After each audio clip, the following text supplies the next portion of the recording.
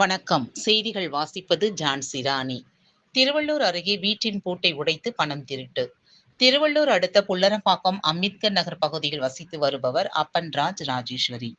இவர்கள் சென்னை மணலி பகுதியில் உள்ள தனது உறவினர் வீட்டிற்கு சென்றிருந்த நிலையில் மர்ம நபர்கள் பூட்டியிருந்த வீட்டை உடைத்து பீரோவில் வைக்கப்பட்டிருந்த ரொக்க பணம் 12,000 திருடிக் கொண்டு பின்புறம் உள்ள கதவை திறந்து அதன் வழியாக வெளியே தப்பித்து சென்றுள்ளனர்.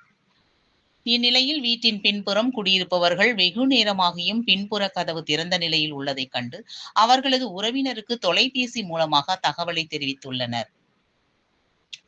இந்நிலையில் வீட்டை பார்த்த உறவினர்கள் அதிர்ச்சி அடைந்துள்ளனர். இது சம்பந்தமாக வீட்டின் உரிமையாளரான அப்பன்ராஜுக்கு உறவினர்கள் தகவலை தெரிவித்துள்ளனர்.